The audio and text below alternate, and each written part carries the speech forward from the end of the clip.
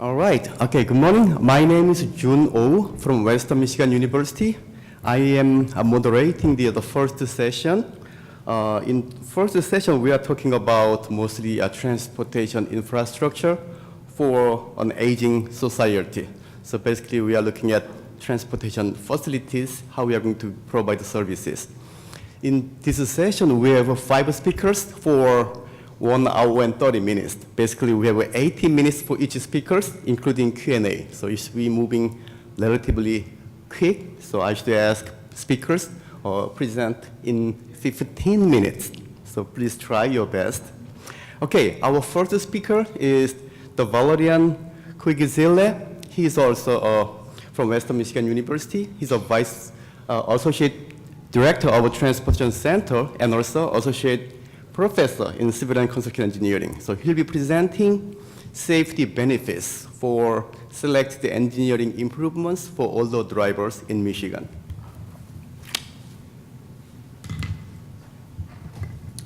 Thank you, June.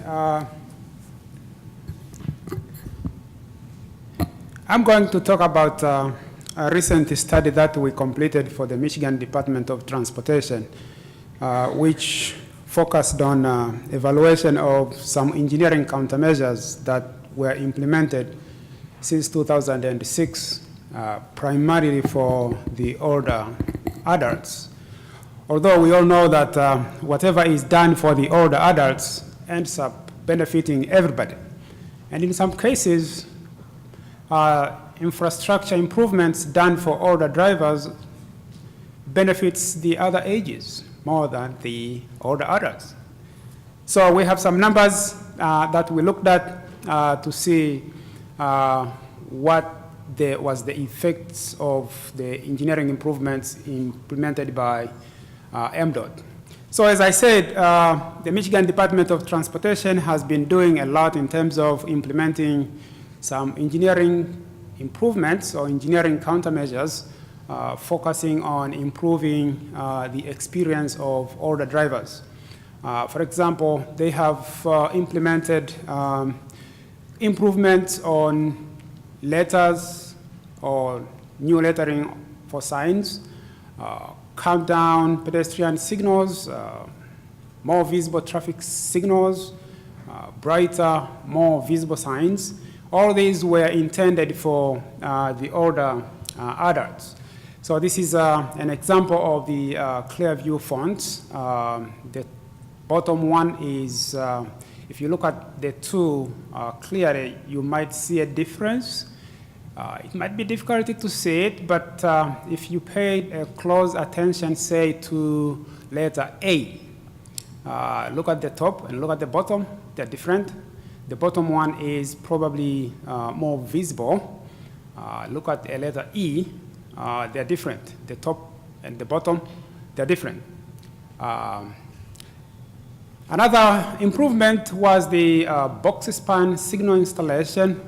Instead of having traffic signals installed on a diagonal way, you put them in a box so that you can improve visibility of those signals. So the bottom one is showing traffic signals in a box span, while the top one is showing traffic signals installed diagonally. Countdown pedestrian signal, I don't think I need to explain this. We all know you have a countdown and the other one doesn't have it.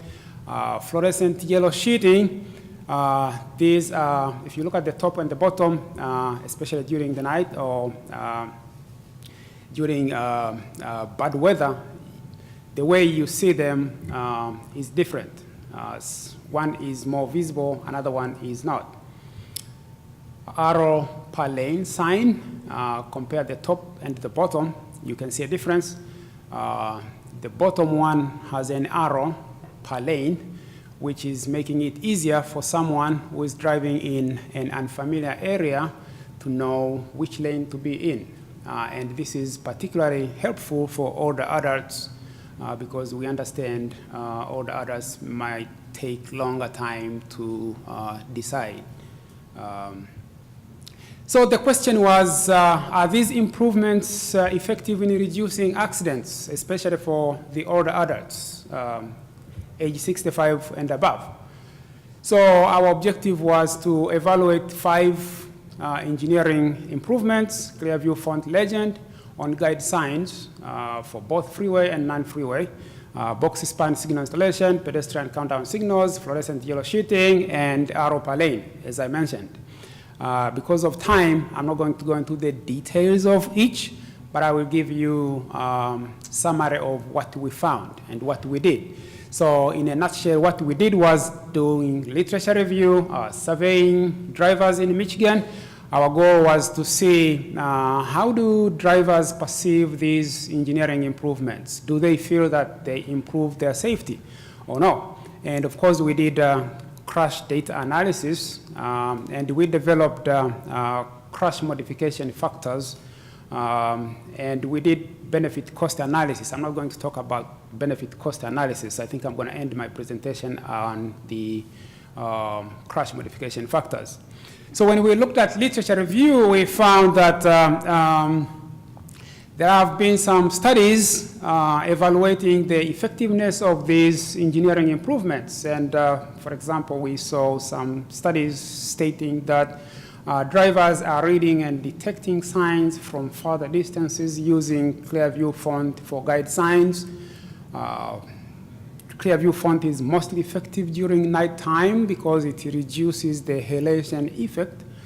Drivers with vision limits are more likely to prefer clear view font. Box span had been shown to reduce right angle and rear end crashes, especially for older drivers. Pedestrian countdown signals help improve pedestrian decision to cross and to adjust their walking speed if already started crossing because they know how much time is remaining. Older drivers detect fluorescent yellow sheeting from further distances, and lane positioning and reaction times were improved by using lane use arrows. So we wanted to see, is this the case in Michigan or it's different? So we did a survey of drivers in Michigan. In total, we had 1,500 participants, and we looked at different age groups, and we did the survey in different metro areas: Detroit, Grand Rapids, Kalamazoo, and Lansing. And when we were doing a survey for clear view font signs, we wanted to get feedback on specific conditions, and these were high-speed roads. How do drivers perceive clear view font signs when they are on high-speed roads? How about from far distances? How about when they are in inclement weather? How about nighttime visibility? Again, as I said, I'm not going to present everything, but I'll give you, for example, for nighttime, what we saw was that when we did the survey, let me back up a little bit. When we did the survey, we had a question which was asking whether someone has seen the difference. They have noted the difference between the clear view font and other fonts before we showed them the pictures that we had for the survey. So we had 2 groups. Those who noticed the difference before and those who said they never noticed the difference before while driving. But from our survey and from our explanation, now they were seeing the difference.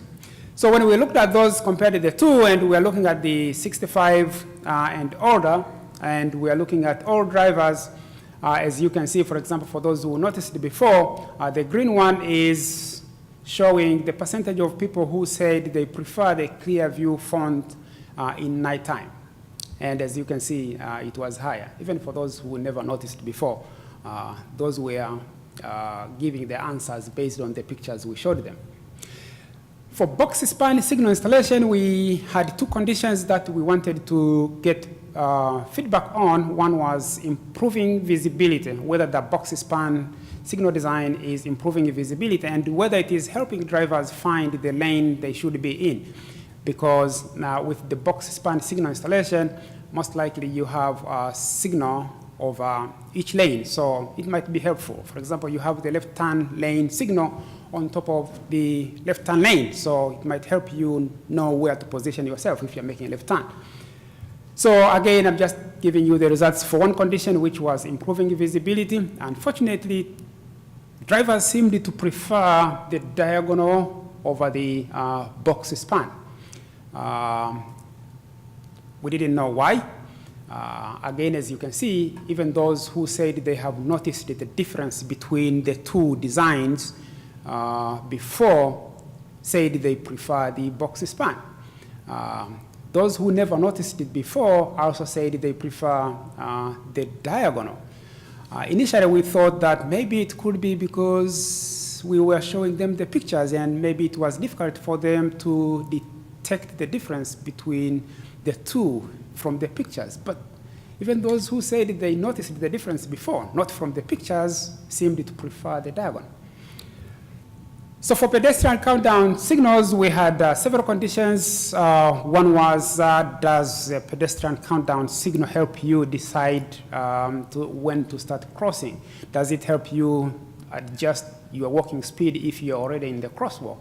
How about your safety? Do you feel that your safety is increased when you have a pedestrian countdown signal versus the standard?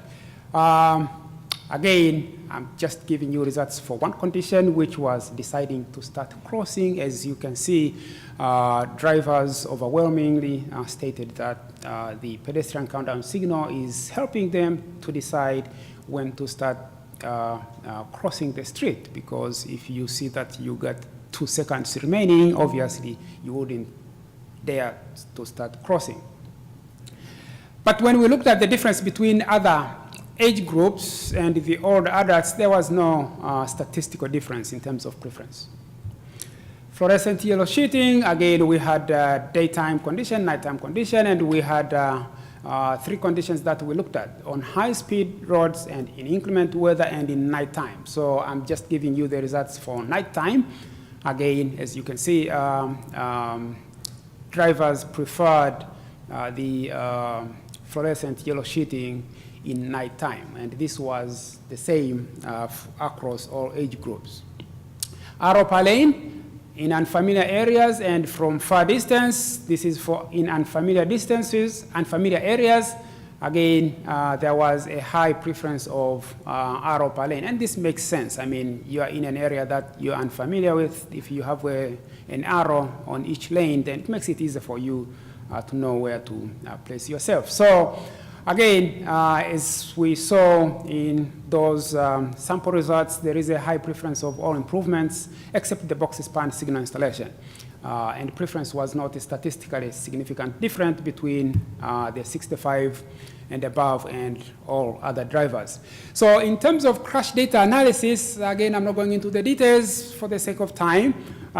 We did apply 2 methods. One was the empirical-based method, and another one was the before-after with comparison group. And for the empirical-based method, we developed the safety performance functions, and this is a sample of a safety performance function for total crashes for 65 and older crashes in undivided median roadways with sidewalk in non-freeways, rural segments. So we had models that helped us predict the number of crashes in given segments.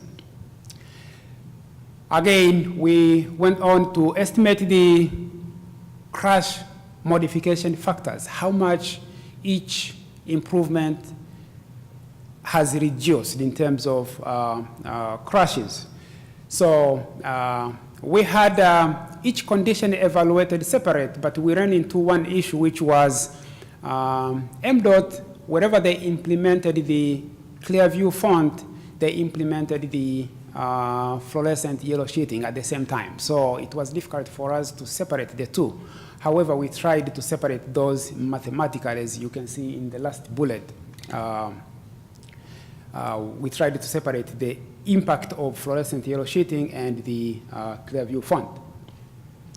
So in terms of crash reductions that we obtained for segments, I'm gonna focus on just 3 of them, which are red.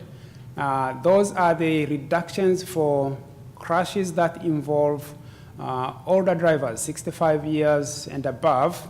And as you can see, on urban non-freeways, the Clearview font and fluorescent, wherever they were implemented together, there was a reduction of 14% for crashes involving older adults. In rural non-freeways, where Clearview fonts and fluorescent yellow sheeting were implemented, we had a 22% reduction. And the ones I'm showing are statistically significant. Others were not statistically significant, although they showed a reduction trend. For Arbor per lane, we saw that crashes involving 65 years and above drivers could be reduced by up to 68% on that segment, wherever we had Arbor per lane. So we saw that there were higher reductions for Arbor per lane signs, especially in the case of drivers 65 years and older, and significant reductions were observed, especially where we had fluorescent yellow sheeting and Clearview fonts implemented together. For intersections, pedestrian countdown signals, as you can see, we had significant reductions in crashes involving older adults. This is all crashes. But when we looked at the fatal and injury crashes, for all drivers, there was a 52% reduction, and for pedestrians, just pedestrians, there was a 55% reduction. There was no significant reductions observed when we looked at the box span signal installation. And remember the perception that we had from the survey, so they kind of match.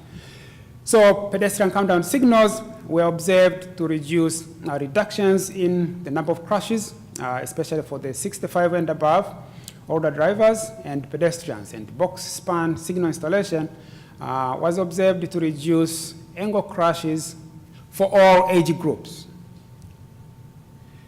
So in general, conclusions were that most of these engineering improvements that were implemented by the Michigan DOT were effective, with the exception of the box span signal installation, which didn't turn out to be that effective.